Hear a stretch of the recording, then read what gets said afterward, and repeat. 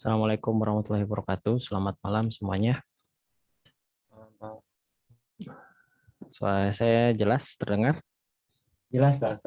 Oke, yuk. Baik, malam hari ini kita masuk materi ke kecerdasan buatan di pertemuan 12, konsep teknologi. Nah, saya harap tadi sudah pada nonton si itunya ya, materi videonya. Jadi ada bahan-bahan pertanyaan yang nanti kita bisa diskusikan. Ya, ini saya review sedikit yang eh, tentang video tadi ya. Coba saya share screen dulu. Ya, tentang kecerdasan buatan ya. Kecerdasan buatan atau yang kita kenal juga dengan AI atau Artificial Intelligence ya. Ini bagian dari ilmu komputer yang mempelajari untuk membuat mesin itu dapat melakukan pekerjaan sebaik yang dilakukan oleh manusia. Bahkan bisa lebih baik dari apa yang dilakukan oleh manusia. Salah satu tokoh AI itu adalah John McCarthy. Jadi seorang ahli komputer dari Amerika yang merupakan pendiri dari salah satu pendiri dari ilmu AI. Ini dia mulai melakukan pengembangannya itu sekitar tahun 65 ya, tahun 56 ya. Itu menyatakan bahwa AI adalah untuk mengetahui dan memudahkan proses-proses berpikir manusia dan mendesain mesin agar dapat menentukan perilakunya. Jadi apa namanya? Poinnya di sana gitu ya. Terus karena di sini berdasarkan dia ingin membuat suatu kecerdasan buatan, oleh karena itu dia eh, mengambil kata-kata cerdas itu sebagai dasar pemikirannya. Dimana kalau diterjemahkan cerdas itu sendiri memiliki pengetahuan, ya, ditambah pengalaman, penalaran, sebagaimana membuat keputusan. Jadi di sini ada poin pengetahuannya, ada poin penalaran ya. Gitu.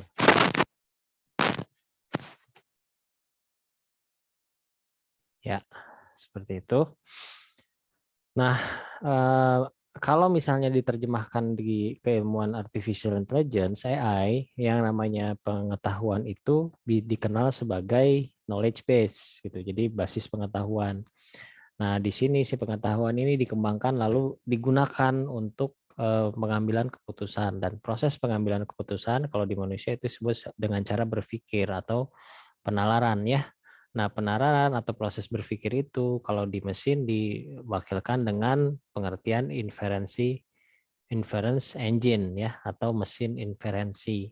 Di sini adalah kemampuan menarik kesimpulan berdasarkan pengetahuan dan pengalaman. Pengalaman itu di sini disimpan di sini di knowledge base ya. Jadi ada keterangan-keterangannya seperti itu. Oke, ini juga salah satu perkembangan AI sebetulnya cikal bakalnya dicetuskan, bukan dicetuskan sih, ide ya. Ide dari AI itu sendiri sebenarnya sudah tercetuskan ketika Alan Turing menciptakan solid program, di mana dia bisa menyimpan si program di dalam sebuah komputer pada saat itu. Nah, lalu dalam perkembangannya juga Alan Turing itu menunjukkan bahwa komputer itu bisa diprogram dan sesuai dengan kebutuhan pada saat itu.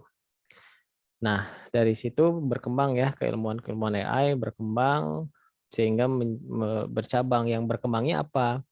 Ya tadi pengembangan cara menangkap knowledge base-nya, ya mengumpulkan knowledge base-nya, menyimpan knowledge base-nya, atau dengan pengembangan si inference engine-nya gitu. Nah, inference engine-nya itu proses pengembangan itu menciptakan dasar ilmu baru seperti machine atau deep learning ya, machine learning, deep learning itu data mining, knowledge discovery, speech recognition, natural language processing, language recognition ya. Terus ada image recognition, robotik, terus di dunia entertain juga ada gaming ya. Nah, ini yang menyebabkan AI ini sangat beragam cabangnya karena memang tidak mudah untuk mengembangkannya. Nah, lalu muncul juga istilah hard computing dan soft computing, di mana hard computing itu biasanya pemrograman konvensional, sementara kalau soft computing itu adalah pemrograman yang pengolahan datanya dan hasilnya pun tidak pasti gitu. Jadi berdasarkan probabilitas lah ya, berdasarkan probabilitas atau berdasarkan algoritma yang tidak umum lah gitu. algoritma tertentu. Nah, soft computing ini menjadi bagian dari pengembangan AI itu sendiri. Nah, di sini ada juga tentang metodologi-metodologi dalam soft computing, contoh-contohnya seperti fuzzy logic, jaringan saraf tiruan, neural network, atau probabilistic reasoning. Ya. Nah, juga artificial intelligence itu juga diterapkan, ya setelah ada gitu diterapkan ke berbagai macam kehidupan manusia. Misalnya membuat sebuah sistem pakar ya, program sistem pakar, di mana komputer sebagai sarana untuk menyimpan pengetahuan para pakar sehingga komputer memiliki keahlian gitu ya. Memiliki keahlian menyelesaikan masalah seperti meniru seorang pakar. Lalu ada juga natural language processing atau pengolahan bahasa alami. Di sini user dapat berkomunikasi dengan eh, ini ya dengan komputer menggunakan bahasa sehari-hari gitu. Jadi bisa ngerti gitu apa yang diucapkan. Nah, dari pengolahan bahasa alami ini juga berkembang lagi ke pengenalan ucapan atau speech recognition. Nah, speech recognition itu manusia bisa berkomunikasi dengan komputer hanya dengan suara gitu. Kalau yang tadi pengolahan bahasa alami itu dia bisa dari teks ya, tidak hanya suara gitu, bisa jadi teks juga seperti itu. Nah, kemudian ada robotika, computer vision, game playing dan sebagainya. Ya, di sini ada alasan kenapa AI itu penting untuk kita. Yang pertama, AI akan menciptakan lapangan kerja baru, terus AI akan meningkatkan perawatan kesehatan, membuat revolusi pertanian, menghilangkan tugas-tugas yang membosankan, dan digunakan untuk keamanan berkendara juga, gitu tuh contoh-contohnya. Nah, ini ada penjelasannya ya di video ini, saya singkat saja supaya waktu diskusi kita lebih banyak. Ya, silakan dilihat. Lalu ada penerapan AI ke website, itu juga sama. Yang kita ketahui seperti machine learning, deep learning itu salah satu penerapan di AI juga ya. Lalu ada juga tentang ya kita masuk saja ke kesimpulan bahwa AI itu sebetulnya suatu terobosan di kehidupan manusia di mana manusia bisa memprogram mesin gitu ya, bisa memprogram komputer untuk mempermudah segala urusannya gitu ya. Sehingga dasarnya dari sana sebetulnya. Kemudian AI itu sendiri juga sebagai apa namanya pencetus, bukan pencetus ya, sebagai tolak gitu ya, tolak ikir, tolak tolak tolak ukur ya, tolak ukur di mana revolusi industri ketiga itu mulai muncul gitu. Jadi kan ciri khas dari revolusi industri ketiga itu adalah munculnya alat-alat yang otomatis. Nah, di sini dimulai menggunakan prinsip-prinsip dari artificial intelligence itu sendiri.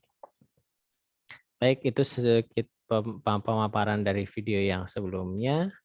Kita masuk ke sesi tanya jawab ya. Silahkan yang mau bertanya bisa raise hand atau juga langsung open mic saja. Halo Pak, mau bertanya Pak. Ya, silahkan. Tadi kan ada ini ya, machine learning sama deep learning. Itu perbedaannya apa sih Pak? Itu tuh, Machine learning dan deep learning ya. ya Pak. Oke. Nah, kalau machine learning dan deep learning itu sebetulnya salah satu cara eh, mengajarkan komputer untuk bisa lebih bisa membuat sebuah program gitu ya. Jadi ya kalau deep learningnya itu sendiri sebetulnya cara dia ini apa namanya mengolah si apa namanya si knowledge base tadi ya. Nah, sementara si machine learningnya itu sendiri dia bagaimana caranya dia mengambil kesimpulan dari si apa namanya knowledge base tadi. Nah, ya, coba saya gambarkan ya.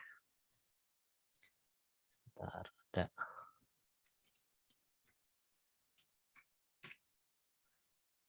Oke.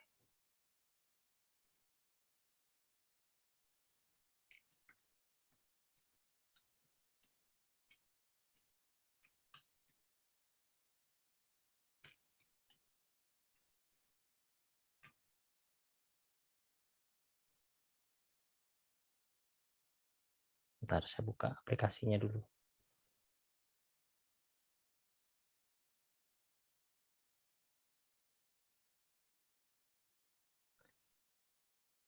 Nah, mana ini sebentar. Oke. Nah, deep learning dan machine learning itu kita bisa lihat dari beberapa perbedaan, misalnya dari data ya, datanya.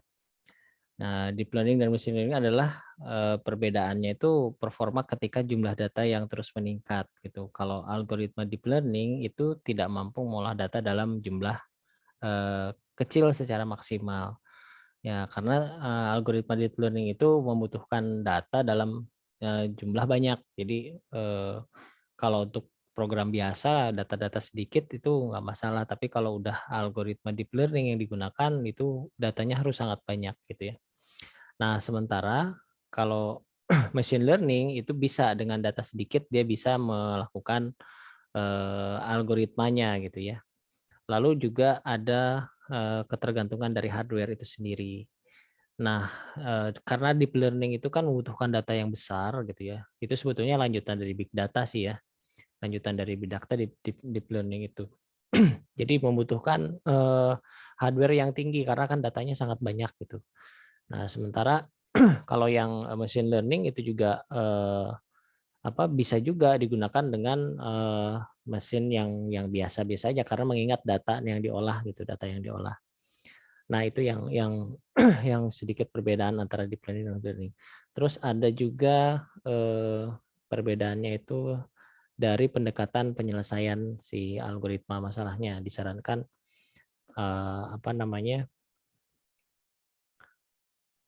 Nah, untuk deep learning itu dia digunakan untuk biasanya menggunakan algoritma neural network ya, jaringan saraf tiruan. Jadi bisa menyelesaikan masalah secara keseluruhan dari awal sampai habis, lalu dipisahkan dari beberapa bagian gitu.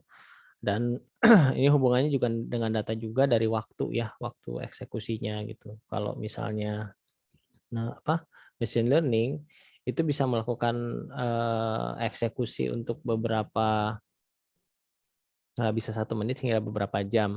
Akan tetapi kalau kalau deep learning itu lebih lama dari itu. Karena memang deep learning itu tujuannya kan menciptakan sesuatu algoritma yang suatu kesimpulan sih sebetulnya, suatu kesimpulan. Nah, tapi keduanya memiliki kesamaan, yaitu dia kan kalau kita bikin sebuah program ya, misalnya katakanlah ini sebuah proses gitu. Lalu di sini ada sebuah output ya. Nah, lalu di sini ada sebuah inputan misalnya.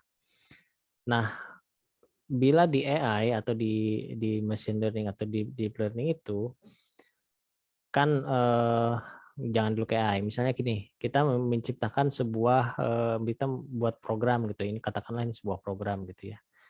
Nah, ini adalah sebuah proses gitu ya. Proses program. Nah, lalu ya kita memasukkan sebuah data ya di sini. Kita masukkan sebuah data misalnya. Nah, masukkan sebuah data, lalu dia akan menghasilkan sebuah output. Nah, outputnya juga berupa data lagi gitu ya. Ya, berupa data atau informasi ya. Atau kita bisa bilang output data ya. Nah, kalau di sini ke input ya. Nah, ini input data lah. Ini input data, ini output data. Sementara di sini program gitu ya, sebuah program. Ya, program proses program lah. Nah, itu sebenarnya. Nah, ini kan pemrograman yang pada umumnya kita ketahui seperti ini gitu. Seperti kita ketahui seperti ini. Tapi kalau di AI ya, di AI yang menggunakan machine learning atau deep learning itu dia yang menjadi inputan dan output itu adalah berupa ini. Nah, berupa inputan ya, berupa inputan data, berupa ini sebentar. Mungkin ini lebih enak. Nah, begini. Jadi inputannya berupa ini, inputan data dan ini. Nah, jadi inputannya ada 2 jenis ya. Ada 2 gitu, bukan 2 jenis. Ini satu kesatuan. Jadi ini dibundling lagi menjadi satu kesatuan pasangan gitu ya, satu pasangan. Pokoknya kalau inputnya kayak gini, outputnya kayak gimana, inputnya kayak gini, outputnya kayak gimana. Nah ini menjadi sebuah inputan ke si engine AI-nya, masuk ke engine AI-nya. Nah di sini akan terjadi proses ya, proses untuk si AI-nya sendiri, proses si inference engine-nya itu sendiri. Ini yang terjadi di machine learning dan deep learning, cuman dari jumlah datanya saja sebetulnya. Nah, proses yang terjadi ya, proses di sini ya proses inference engine-nya ya. Nah, proses program ini dia akan menghasilkan bukan berupa data, tapi dia menghasilkan sebuah program. Gitu. Nah, dia akan menghasilkan sebuah program baru, sebuah apa yang namanya sebuah algoritma untuk menyelesaikan masalah. Apabila datanya seperti ini, inputan kayak gini, outputnya seperti ini, dia akan menghasilkan sebuah program lagi. Nah, itu penjelasan sedikit tentang machine learning ya, simpelnya seperti itu. Walaupun mungkin kalau kita berbicara algoritmanya tidak sesimpel ini penggambaran secara umum lah. Jadi kalau AI itu yang dihasilkan berupa program yang akan digunakan. Jadi kalau misalnya ada input data, dia udah pasti outputnya kayak gini, nah programnya kayak gimana, kayak gitu. Terus penerapan dari machine learning atau deep learning itu di mana gitu? Di ini apa? Di contohnya di web ya, di search engine lah. Search engine di web itu sudah pada menggunakan deep learning ya. Kita bisa lihat misalnya gini ya.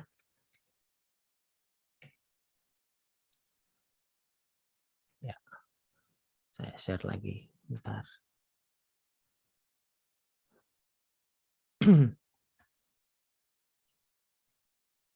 Nah, mesin pencarian Google atau search engine-nya Google dulu itu tidak seperti sekarang. Sekarang kita menuliskan satu huruf saja atau satu karakter ya, itu sudah langsung keluar suggestion-nya, ya kan ya. Sudah keluar suggestion-nya. Kita ketik K atau kita ketik G gitu ya. Itu sudah keluar ininya apa namanya? Suggestion-nya, bahkan lebih lengkap dan di apa? Dilengkapi dengan icon-icon juga. Kalau dulu mungkin harus satu kata baru bisa terlihat. Nah, ini sudah menggunakan deep learning dan untuk memprosesan ini. Jadi dia sudah bisa memprediksi gitu, dan dia bisa memberikan beberapa suggestion. Sumber datanya dari mana ya? Data yang di apa? Di apa ya diakumulasikan oleh Google itu sendiri dan lingkungan gitu ya, lingkungan di daerahnya. Misalnya di daerah sini, daerah Indonesia, ya mungkin tepatnya daerah sini lah Purwakarta begitu ya. Yang sumber servernya mungkin dari Jakarta. Ya, dia ngambil datanya kayak gini, dia akan berbeda ketika kita pakai Google yang di Amerika gitu atau yang di Singapura gitu ya.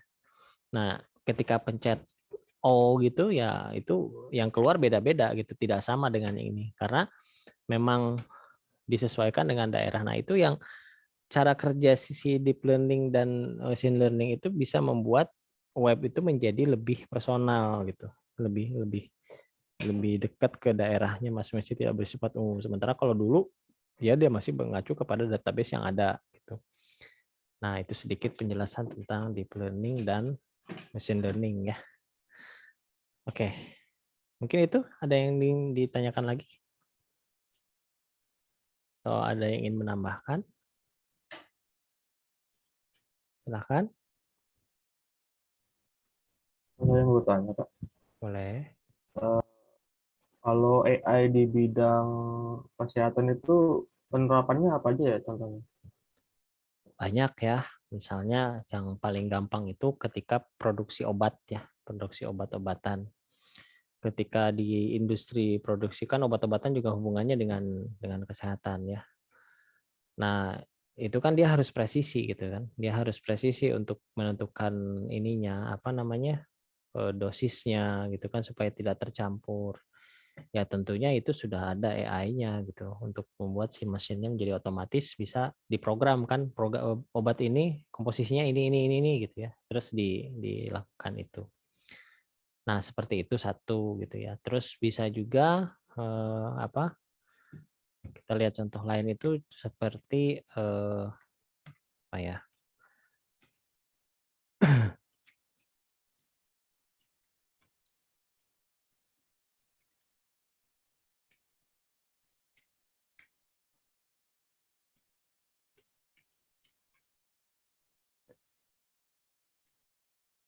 Seperti apa ya yang pertumbuhan kanker. Nah, prediksi pertumbuhan kanker. Nah, untuk prediksi pertumbuhan kanker itu juga pakai simulasi yang dibangun oleh AI gitu. Jadi dia bisa ngasih pengobatan yang lebih tepat gitu ya untuk penanganan kalau misalnya ini terjadi bisa terprediksi ini bisa berapa lama ini berkembangnya gitu ya. Terus bisa juga untuk terapi ya, terapi dari si orang yang cacat gitu ya, orang yang cacat. Nah, itu bisa bisa juga gitu. Karena dengan bantuan robot kan bisa bisa dilakukan bantuan untuk recovery-nya. Terus ada bisa juga AI itu digunakan di kesehatan itu di virtual virtual robot sistem pakar ya. Nah, sistem pakarnya di sini seperti kita konsultasi secara online namun yang bersifat umum gitu, tidak bersifat spesifik gitu. Kalau sudah bersifat spesifik tetap harus dengan dokter. Tapi kalau yang gejala-gejala umum, nah itu ada sih program seperti sistem pakar yang bisa membuat kesimpulan-kesimpulan yang istilahnya dianggap umum gitu ya. Tapi kalau untuk secara spesifik biasanya harus ada dengan dokter yang asli gitu.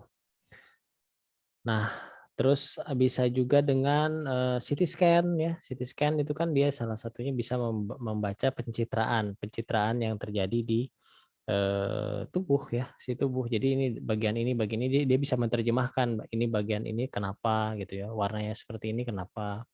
Nah, itu sudah menggunakan AI juga gitu supaya dia otomatis nanti ini kalau warnanya kayak gini ini berarti menandakan apa.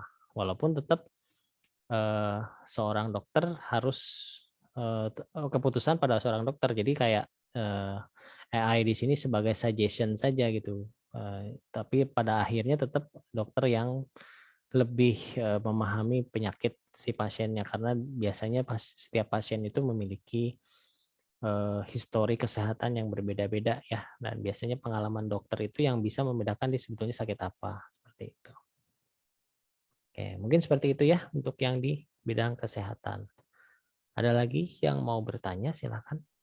Jika tadi kan untuk AI di bidang kesehatan kan contohnya ada diagnosa ya Pak ya.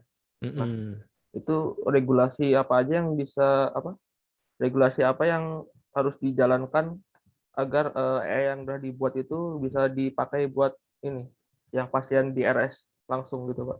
Apakah ada regulasi-regulasi yang tertentu gitu?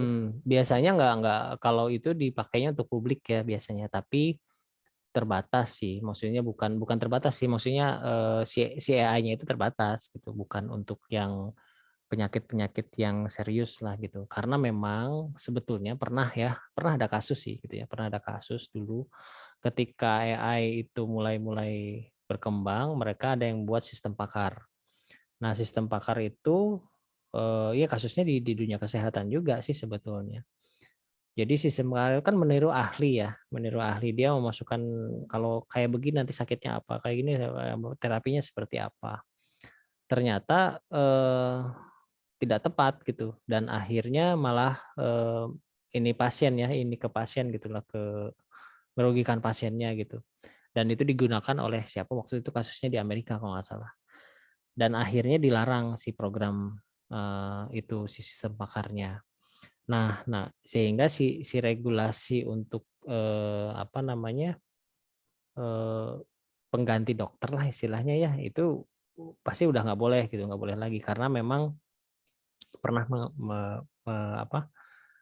menimbulkan korban lah pada saat itu. Cuman untuk diagnosa yang istilahnya sederhana gitu ya. Nah, itu kan sekarang kita bisa dapat ya, kita bisa dapat gitu dari aplikasi-aplikasi yang ada gitu.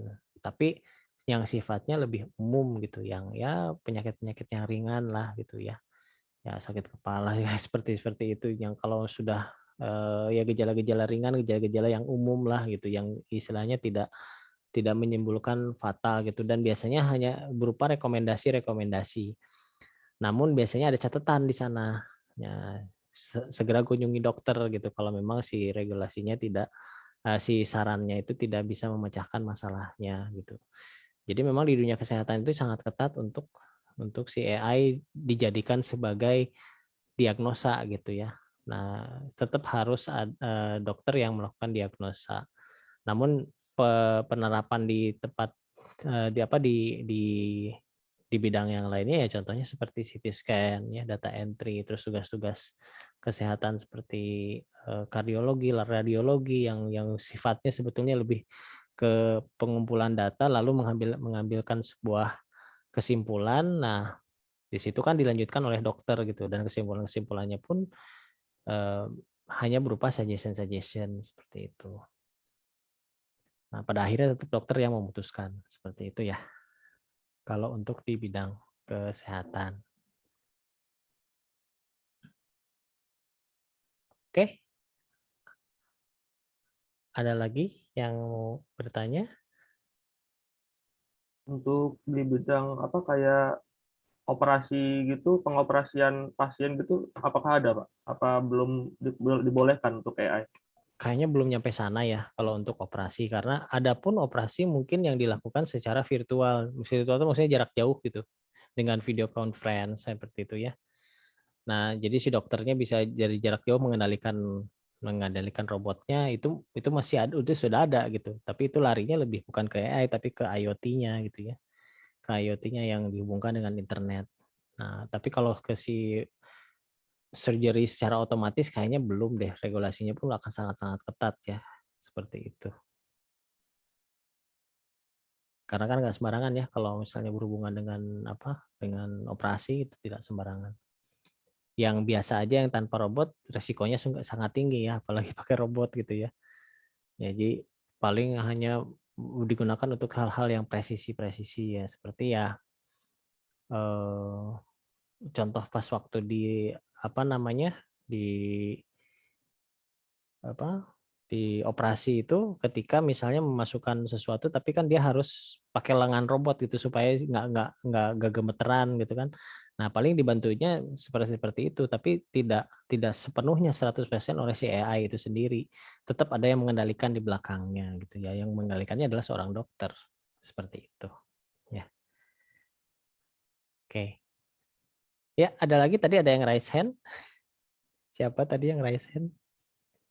Saya sempat lihat, silakan. Ada yang mau Tapi tanyakan? Pak, Ya, silakan. saya ingin nanya nih Pak, Hmm. kalau verifikasi wajah itu termasuk AI juga Pak? Termasuk AI. Gimana, gimana sih cara sistem kerjanya Pak? Sistem kerja untuk verifikasi wajah itu kan seperti dia membaca pola ya, membaca pola. Jadi membaca pola karena kan gini, wajah kita itu kalau misalnya difoto, kan foto sekarang itu resolusi tinggi kan. Resolusi tinggi kalau misalnya sebentar, enaknya saya contohin lagi nih kalau soalnya kalau kalau ini akan susah juga sih ya. Bentar. Ya, mungkin saya ambil gambar dulu misalnya.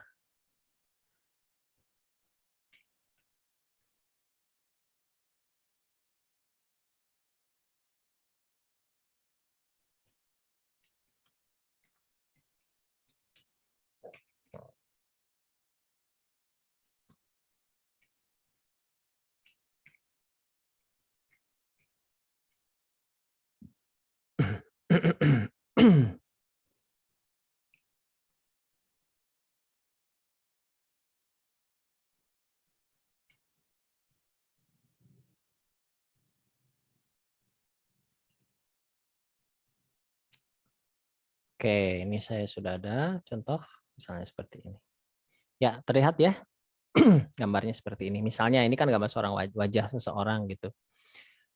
Nah, ini kan kalau kita lihat seperti ini ya bagus gitu karena resolusinya tinggi. Tapi dengan AI itu sendiri kan AI itu bisa bekerja dengan data yang banyak gitu ya. Nah, dia akan melihat bahwa ini tuh sebetulnya titik-titik gitu ya. Ini sebetulnya titik-titik atau yang kita kenal sebagai pixel. Nah, kita bisa lihat kalau kita zoom in ya, kita zoom in sampai sangat dekat itu kelihatan kan ada titik-titiknya. Nah, ini pixel. Ini pixelnya, ini kan pixelnya nih. Nah, si pixel ini tuh dipetakan. Pixel-pixel ini dipetakan. Jadi jarak antara ini misalnya ya dari pixel yang berupa putih begini terus ada lingkaran seperti ini, oh ini adalah mata gitu. Nah, dia bisa menerjemahkan itu. Terus misalnya pixel ke bawah, oh jaraknya ke sini ada, oh ini hidung gitu. Terus jarak antara mata ke mata itu dia catat gitu dan dia rekam. Nah, udah itu ada kan petanya, pemetaannya sudah ada seperti ini. Nah, lalu digunakan untuk misalnya untuk face recognition ya. Nah, orang kan pasti menyamakan dari data yang ada, si komputer itu dengan data si foto ini, dia akan menyamakan dengan kamera orang yang terlihatnya, tapi dengan toleransi tentunya. Toleransinya apa? Dia nggak hanya sumber data ini, karena dia harus mengambil beberapa angle gitu, beberapa angle. Makanya ketika merekam si face recognition itu ada beberapa gerakan yang harus diikutin karena dia itu untuk menyimpan datanya. Jadi kalau misalnya kita gerak sedikit, oh ini masih toleransi dan dicocokkan ya data-datanya. Oh ya ternyata benar ini orangnya gitu. Baru bisa ke unlock. Nah, tapi pada dasarnya dia akan menyamakan dari sini, dari pixel-pixel ini. Jadi dia menyamakan dari pixel yang ada seperti itu. Nah, kurang lebih seperti itu ya ininya si cara kerjanya lah. Oh iya Gitu. Bapak, terima kasih. Kebayangkan ya, bayang Kebayang, gitu. Pak. Prosesnya seperti apa. Oke, ada lagi yang mau bertanya? Pak, Ya.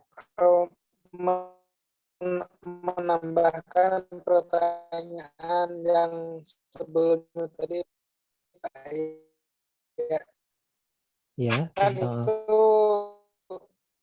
kita membaca wajah, Pak ya. Kalau ya. seumpama kita potong rambut atau rambutnya gondrong gitu, itu masih bisa menangkap.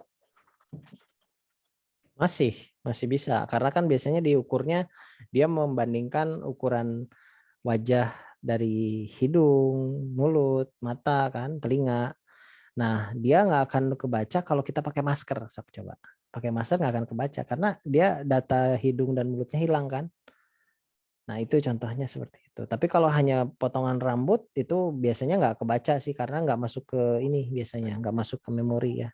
Jadi yang dilihat tuh biasanya dari posisi mata, telinga gitu kan ya, terus hidung sama mulut gitu. Kita pakai masker aja, udah hilang, nggak bisa masuk gitu kan. Walaupun masih orang yang sama gitu kan. Nah, seperti itu. Tapi kalau potongan rambut sih enggak sih.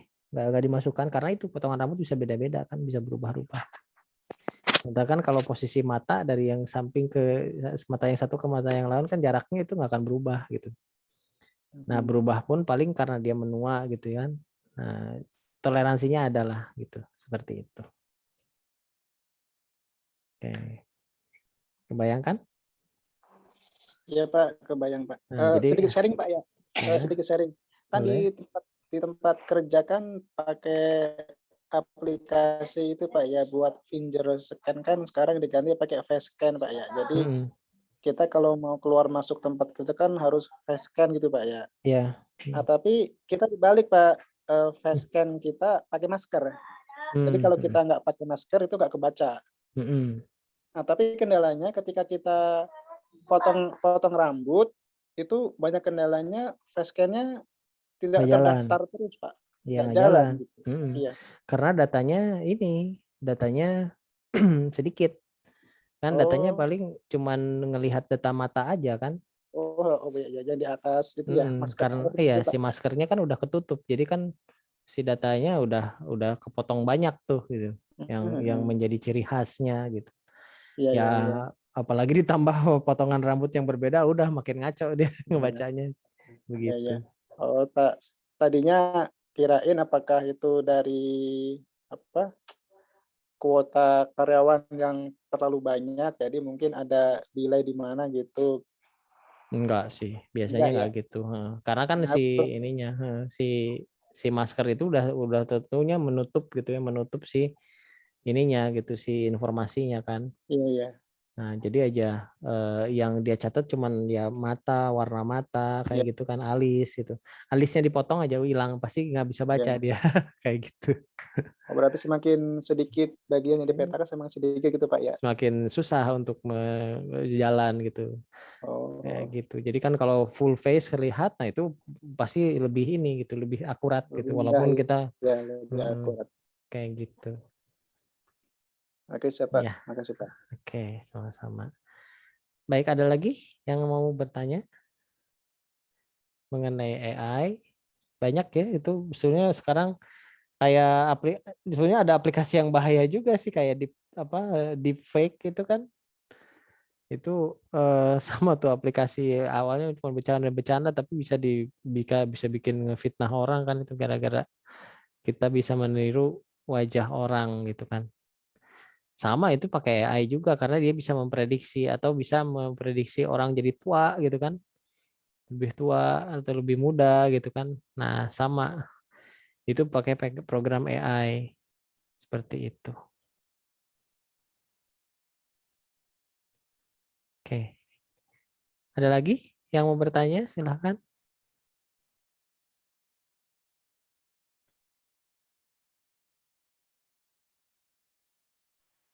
Izin bertanya Pak, Silahkan, silakan.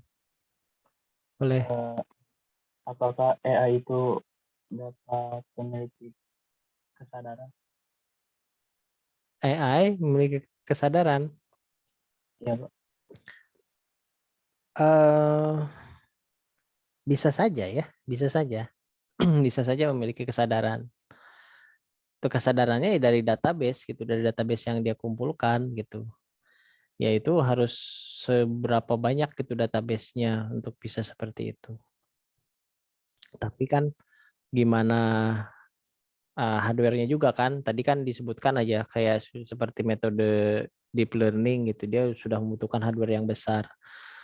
Ya untuk misalnya kita menciptakan sebuah komputer yang memiliki kesadaran, ya otomatis untuk saat ini ya sepertinya belum nyampe gitu karena memang hardware-nya belum sampai ke arah sana gitu. Tapi sudah mulai penelitian ke arah sana gitu. Nah, namun ya nanti tergantung dari si penggunanya buat apa gitu si kesadaran itu dibikin gitu. Biasanya ada apa namanya? Ada tujuan khusus gitu kenapa dibuat itu. Mungkin misalnya seperti pengambilan keputusan kayak apa ya? Mesin ini yang apa? Mesin yang suka eh, yang nyapu ya, yang suka nyapu, yang suka mesin penyedot debu gitu, yang nyapu kecil gitu, yang dia bisa muter-muter di toko tuh. Nah itu kan udah pakai algoritma AI, dia sudah pakai algoritma sensor untuk mendeteksi bahwa ini, oh ya ini apa namanya eh, deket tangga gitu kan ada sensor, kelihatan gambarnya, itu udah AI di situ. Terus di sini ada orang makanya dia berhenti, dia nggak bisa jalan. Nah itu sekilas mirip kesadaran kan, kesadaran bahwa oh ini udah ada tangga dia nggak jalan nggak jatuh gitu. Terus ada misalnya halangan di depan dia tidak nabrak gitu. Nah itu juga sebetulnya sudah mulai ke program kesadaran walaupun bentuknya kan bulat kecil gitu ya seperti apa ya nggak kelihatan kayak robot gitu. Tapi itu sebetulnya sudah ada AI dengan kesadaran yang ada di sana seperti itu. Ya Pak, makasih Pak. Kebayang ya? Ya. Ya, baik. Ada lagi yang mau bertanya? Silahkan.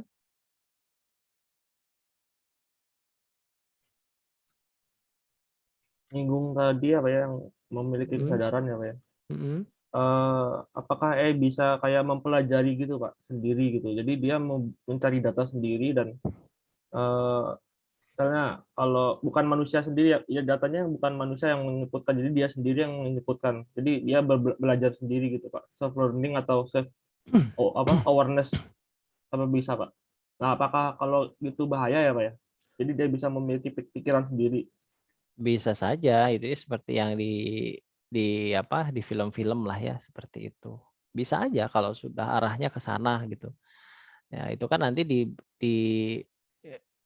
apa ya, maksudnya orang juga pasti berpikiran ke sana. Wah, kalau misalnya dikasih program untuk belajar sendiri pasti dia bisa mempelajari sesuatu gitu ya. Ya pasti kan mikirnya ke sana gitu. Nah, pasti ada satu titik tolak gitu kenapa dia membuat itu gitu. Selama si titik tolak itu tidak dibuat gitu, selama si programmer itu tidak membuat hal itu, ya tidak akan terjadi itu ya gitu. Dan karena kan algoritma itunya lumayan rumit ya ketika dia harus mencari informasi sendiri gitu. Ya banyak sih contoh-contoh di film-film ya ketika si komputernya bisa berpikir gitu, berpikir dengan dia mencari data sendiri gitu kan.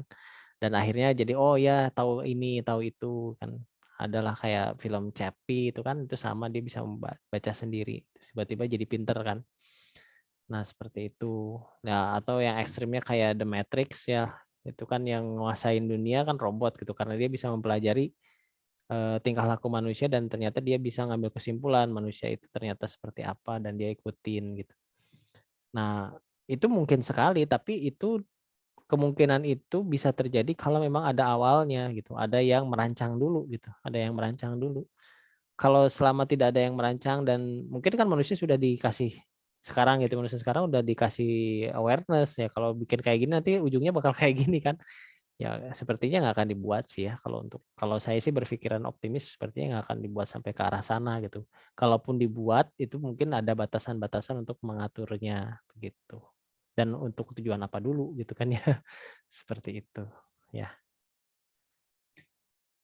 Oke.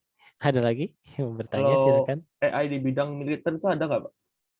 Oh jelas ada. Seperti penjinak bom ya, bukan penjinak ranjau ya, yang penjinak bom yang penjinak ranjau sama hampir sama ya, teman beda ini. Jadi robot yang memang dia untuk bertugas untuk penjinak bom gitu. Dikendalikan dari jarak jauh kan. Ya, tapi tetap kan itu penuh dengan sensor gitu. Sensor dia penuh gitu. Walaupun orangnya dari jauh kendaliin gitu. Tapi ada sensor-sensornya gitu. Itu salah satu contohnya. Terus misil ya, misil itu kan peluru kendali, dia kan mencari jejak gitu. Nah jejaknya otomatis dari mengerti kan dari sini, oh arahnya ke sini, ada koordinat seperti ini, ya itu salah satu algoritma AI juga gitu. Seperti itu. Pak, saya tertarik nih sama topik ini. Gimana sih Pak cara sistem radar? Radar. Ya, Radar itu feedback ya, tergantung radarnya ya. Tergantung radarnya. Kalau kayak misalnya radar yang ada di pesawat gitu. Nah, kalau yang di pesawat, kalau radar yang di pesawat itu dia biasanya menggunakan frekuensi radio ya. Frekuensi radio ditembakkan frekuensi radionya. Setelah ditembakkan, lalu dia menunggu feedback gitu, menunggu feedback. Nah, si feedback itu yang menjelaskan oh ini ada benda gitu, ada sesuatu benda di depan. Prinsipnya sama seperti itu, ditembakkan terus dia menunggu feedback, ditembakkan terus menunggu feedback gitu. Nah, atau dengan sensor sensor visual gitu. Cuman kalau sensor visual kan terbatas jaraknya gitu. Nah, supaya dia jaraknya bisa jauh, nah dia harus menembakkan si gelombang bukan elektromagnetik ya, gelombang radio lah. Nah, nanti si gelombang radio itu akan feedback ngebalik ketika ketemu benda gitu. Kalau dia tidak ketemu benda kan berarti nggak ngebalik terus saja gitu. Berarti nggak ada benda apapun gitu. Tapi kalau dia ngebalik, ngemantul gitu ya, terjadi pemantulan ya berarti itu ada suatu benda. Tapi logikanya kayak gitu, cuman ya algoritmanya rumit pasti karena tidak sekali dia nembak, ada di beberapa sudut kayak begitu. Nah, konsep itulah yang digunakan untuk stealth fighter ya, stealth fighter atau pesawat siluman gitu, di mana si radar itu bisa dibelokkan si ininya, si feedbacknya, jadi nggak ketahuan gitu. Nah, konsepnya dari sana sih sebetulnya.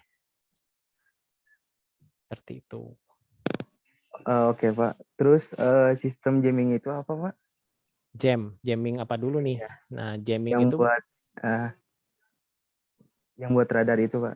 ya di jamming itu, nah si frekuensinya ditutup dengan frekuensi yang lebih besar. Oh, ditutup. Nah, ditutup di jam ya gitu ya, artinya jadi kayak ada kan ini si radarnya dia nggak ngirim sinyal ting gitu kan, makanya kan suka ada suara kan tuh gitu kan. Nah lalu ada frekuensi lain untuk nutup si frekuensi itu gitu supaya nggak kebaca. Nah itu sistem jam artinya jamming kayak gitu. Nah itu kan kalau radar yang di ini ya, yang di udara lah gitu. Kalau radar yang di apa kapal selam, nah dia pakai suara, pakai sonar gitu, pakai sonar. Jadi makanya kalau kapal selam kan suka bunyi tuh. Nah itu memang dia nembak gitu, nembakin suara terus gelombang si suaranya kan ngebalik tuh ke bawah. Dia bisa ngasih tahu, ngeprediksi oh di sini kedalaman berapa, ada benda apa, ada apa. Nah jadi tergantung ininya ya radarnya seperti itu. Oh, oke, Pak. Baik, Pak. Kalau misalnya torpedo itu apa, Pak? Torpedo. Ah ya, Ya, yang buat kapal selam. Torpedo itu ya sebetulnya misil, tapi misil bawah laut gitu. Oh, sama misil. Sama misil bawah laut itu. Jadi peluru kendali lah, peluru kendali, peluru yang ditembakkan. Bukan peluru kecil tapi besar ya, bentuknya seperti ya bom aja lah gitu, karena bisa menghancurkan kapal kan. Iya misil tapi bawah laut gitu. Kan beda kalau torpedo itu dia pasti di belakangnya kan selain dia ada pendorongnya, dia juga ada pengarahnya di belakangnya. Gitu. Seperti itu. Ya. Oke, baik, Pak. Terima kasih, Pak. Oke, baik. Ya, ada lagi yang mau bertanya? Silakan. Waktu kita sampai kapan ya? Sampai jam berapa ya kita ya? Kalau kita tadi mulai jam segitu.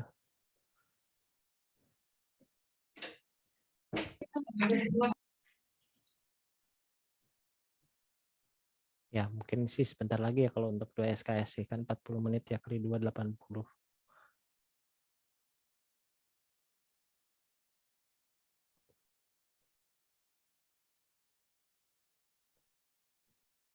Oh ya, oke. Ya, ada lagi yang mau bertanya? Silakan. Ya. Oke, kalau nggak ada yang bertanya, sepertinya cukup ya perkuliahan kita ya. Oke, bagaimana? Kalau nggak ada, oke lah kita screenshot dulu ya yang hadir malam ini. Nanti berarti hari Jumat kita tetap masuk ya, masuk ke pertemuan ke-13 ya. Oke. Baik, siap ya. 1, 2. Bentar, ada yang hilang nih, ada yang baru masuk lagi. Sebentar. Belum siap. Oke. Siap ya. 1, 2, 3.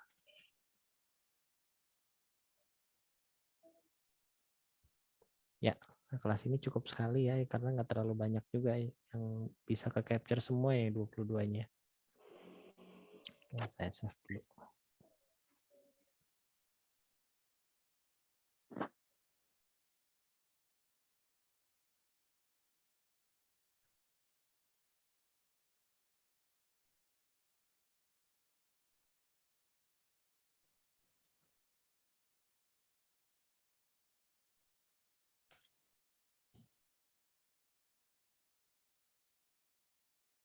Oke, saya rasa cukup ya perkuliahan kita.